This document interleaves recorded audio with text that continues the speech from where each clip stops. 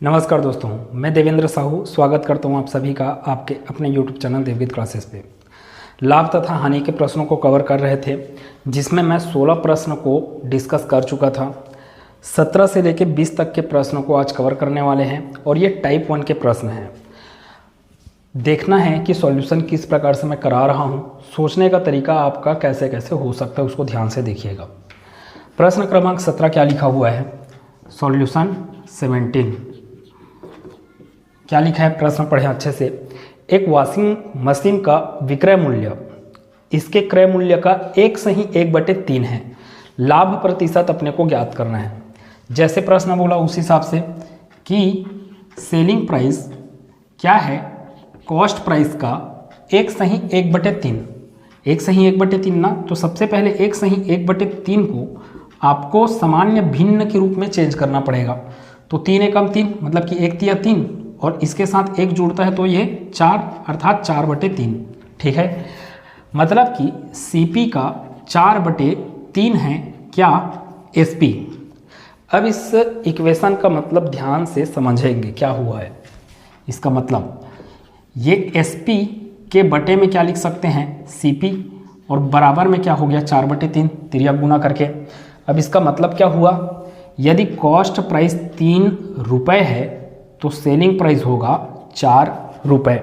या ये बोला जा सकता है कि क्रय मूल्य अगर 3 यूनिट है तो विक्रय मूल्य कितना होगा, 4 यूनिट होगा।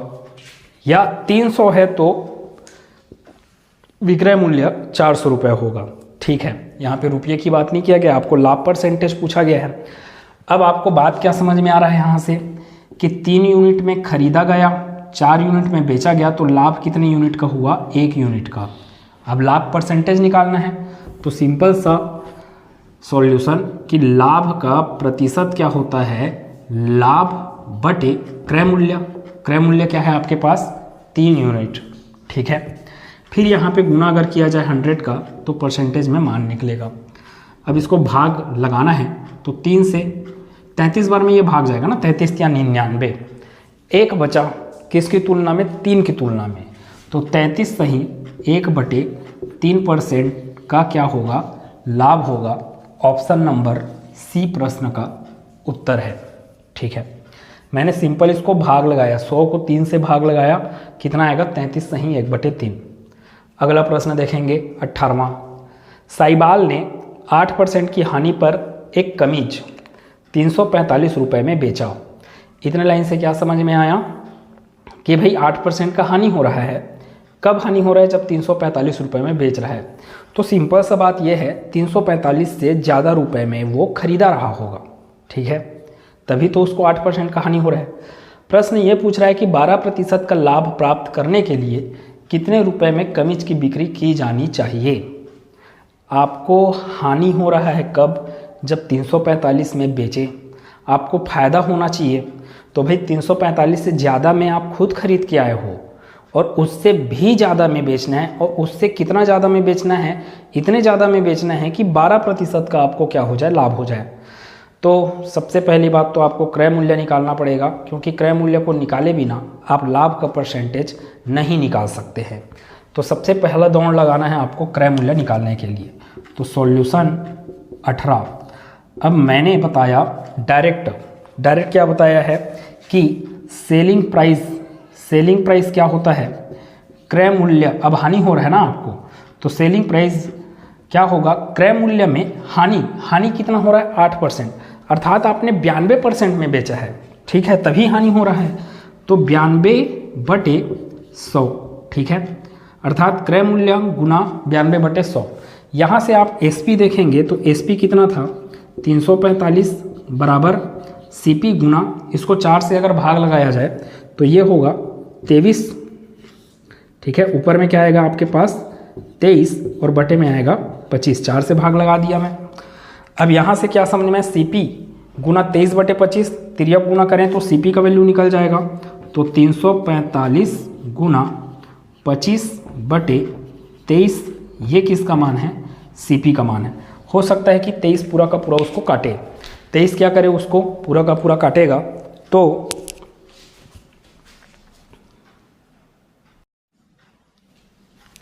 यहाँ से अगर इसको कैंसल आउट करने के लिए आगे बढ़े हम तो कितना मिलेगा, 23 एकम 23, ठीक है। 34 को 23 से भाग लगाए तो 23 एकम 23, 11 बचा है। 11 और 5 115, जो कि 23 पंचे 115 होता है। अब मैंने पहाड़ा याद है मेरे को, ऐसा नहीं है। 20 पंचे 100, 3 पंचे और 15, मतलब 100 और 15 कितना हो गया, 115। तो इस हिसाब से मैं इसको डिवाइड कर लिया। 15 गुना 25 किए आप सीपी का मान निकाल सकते हैं। तो यहाँ से निकलेगा अपने पास सीपी का मान, सीपी इक्वल्स टू 25 पंचे 125, ठीक है। 12 बचा है आपके पास, 25 एकम 25 और 12 37। अर्थात आपने वस्तु को कितने में खरीदा था, मतलब कि साइबाल ने वस्तु को कितने में खरीदा था, 375 रुपये में खरीदा था।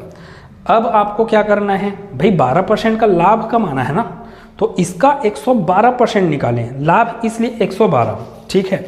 आपका आंसर निकल जाएगा।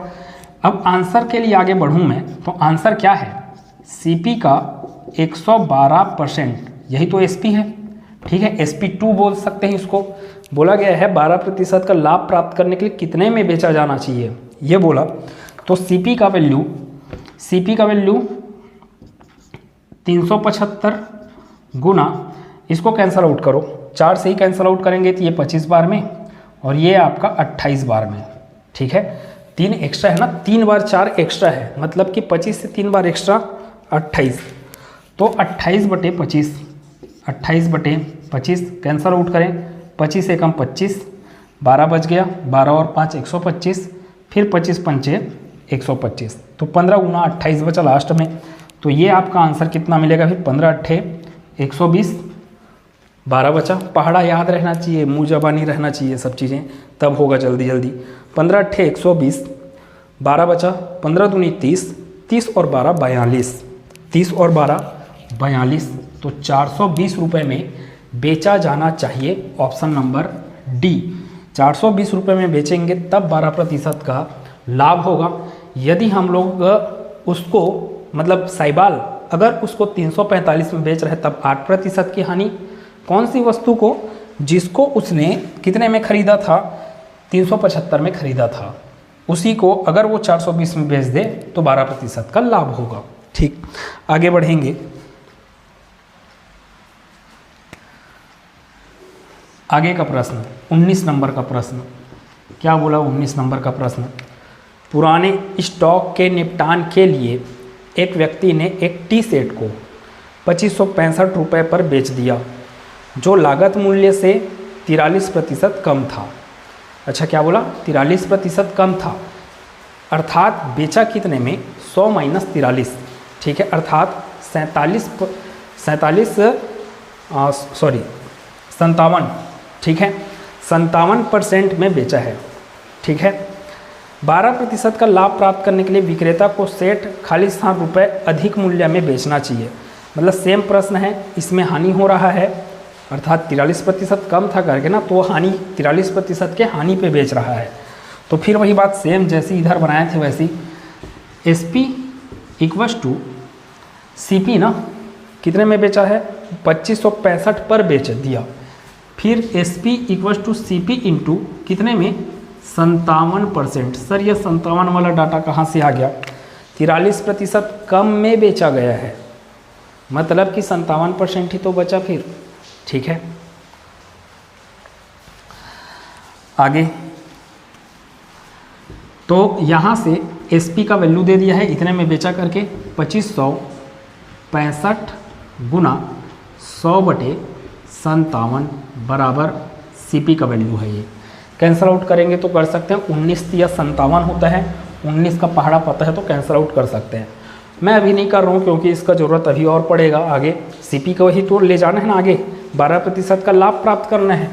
अब आंसर देखें, या SP2 बोल सकते हैं कि 2565 गुना 100/57 का कितना परसेंट निकाल लें, 112%।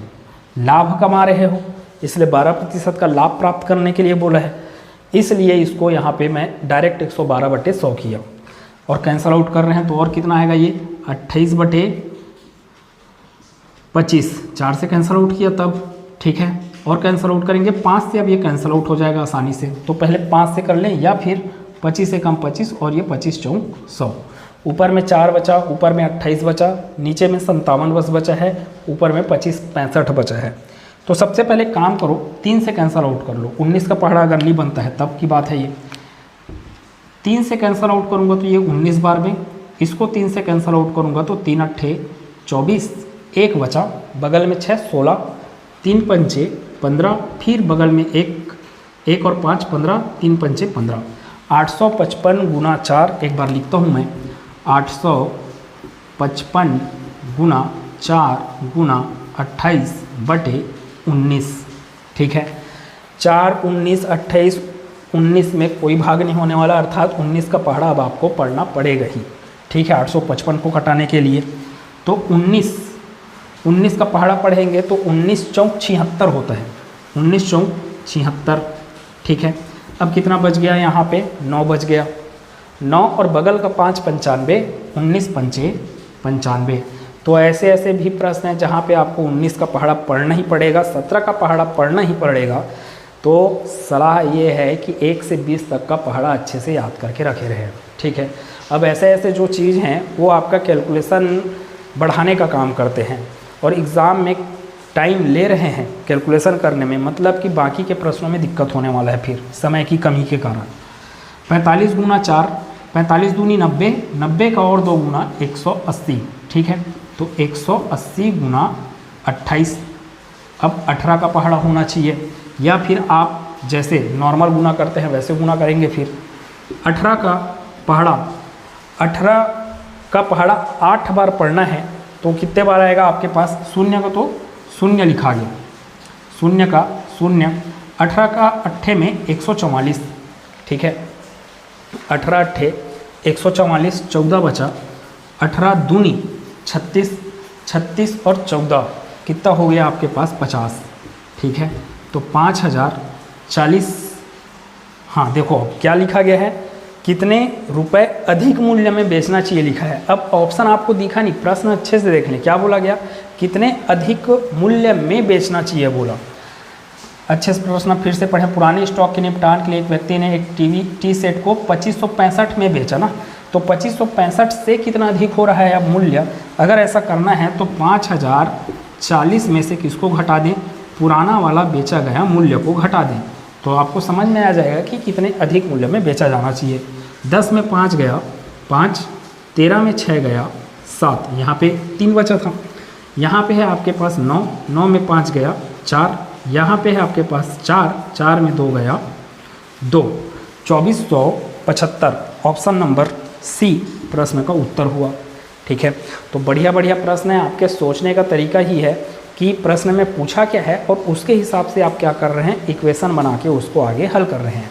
पहाड़ा आना चाहिए, तिर्यक गुना करने आना चाहिए, प्रश्न जो बोल रहा है उसके अनुसार इक्वेशन बनाने आना चाहिए। लास्ट प्रश्न 19 के बाद 20 नंबर का प्रश्न, 20वां प्रश्न।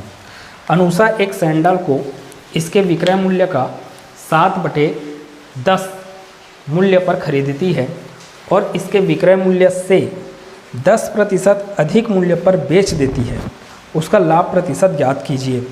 क्या बोला है प्रश्न में, एक सैंडल को कितने में खरीदती है, विक्रय मूल्य का 7/10 मूल्य पर खरीदती है, मतलब कि क्रय मूल्य का मान जो विक्रय मूल्य है उसका कितना है बोल रहा है प्रश्न में, 7/10 है।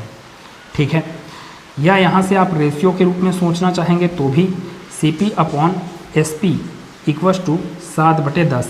ठीक है, रेशियो के रूप में क्या समझ में आया, यदि क्रय मूल्य 7 रुपये है तो विक्रय मूल्य 10 रुपये, मतलब कि फ़ायदा हो रहा है यहाँ पे, और इसके विक्रय मूल्य से 10% अधिक मूल्य पर बेच देती है। देख रहे हो विक्रय मूल्य कितना है आपके पास, 10 यूनिट, और क्रय मूल्य कितना है, 7 यूनिट, लेकिन बेचना कितने में है बोल रहा है, ध्यान से देखें, बेचना कितने में है, विक्रय मूल्य से 10% अधिक मूल्य पर। विक्रय मूल्य एक्चुअल में अभी क्या था, 10 था, और इसके 10% अधिक बोलने का मतलब 110%। ठीक है, 10 का 110% में बेचा जाना चाहिए बोल रहे हैं। तो ये एक्चुअल में SP1 है और ये आपका SP2 है। यहाँ से आपका कैंसल आउट 0000 कैंसल आउट, मतलब कि 11 यूनिट में बेचा जाना चाहिए या 11 रुपये बोल लें। 7 रुपये में ख़रीदा गया चीज़ों को, 10 रुपये में बेचना था, लेकिन बेचा कितने में गया? बेचा कितने में गया? 11 रुपये में बेचा गया। ठीक है, अब आपको फ़ायदा कितना हो रहा है ये बताना है। तो फ़ायदा के लिए आप ना 7 से कहाँ कूदे हो? 11 में ना। इस 10 से अभी मतलब नहीं है। 10 तो आपको ये बताया कि नया वाला जो विक्रय मूल्य है वो कितना आना चाहिए करके। तो 7 से 11 गए तो लाभ का परसेंटेज क्या समझ में आ रहा है? 4 यूनिट का फ़ायदा अर्थात 4 रुपये का फ़ायदा, लाभ बटे किसकी तुलना में? लाभ हो चाहे हानि हो, हमेशा क्रय मूल्य पर निकाला जाता है। क्रय मूल्य कितना था यहाँ पे? 7 यूनिट। तो यहाँ पे 7 किया, फिर गुना करके आप क्या करेंगे? 100%। अब इसको हल करें सिंपल सा, 4/7 गुना 100। तो या तो 400/7 लिख लें डायरेक्ट, 400/7 हल करें। 7 पंचे 35, 5 बचा, बगल में 0 50 हो गया, 70 70 49। 57 वाला ऑप्शन सिर्फ एक ठोक है, मतलब कि ऑप्शन नंबर बी। आगे और दशमलव में हल होता। अब यहीं पे थोड़ा सा अच्छे से देखना रहता है कि ऑप्शन को देख लो डायरेक्ट, भाई आपको पॉइंट के बाद तो आएगा पूरा पूरा एक चार तो आएगा ही आएगा, लेकिन ज़बरदस्ती का काहे आप टाइम वेस्ट करें जब आपको 5 और 7 मिल चुका है। ठीक है, तो ये सब प्रश्न है टाइप 1 के प्रश्न हुए, 20 प्रश्न कवर हुआ है इसमें। बेसिक टाइप था, पूरा समझाना था, इसलिए ज़्यादा प्रश्न यहाँ पे हुआ है। अब इसके बाद टाइप 2 टाइप 3 ऐसे करके मैं आगे बढ़ूँगा। अगर आपको क्लास अच्छे से समझ में आए तो कमेंट में आप बता सकते हैं कैसे है, और वीडियो को लाइक कर सकते हैं। चैनल सब्सक्राइब नहीं किए तो चैनल सब्सक्राइब कर सकते हैं। मिलेंगे अगले क्लास में। धन्यवाद।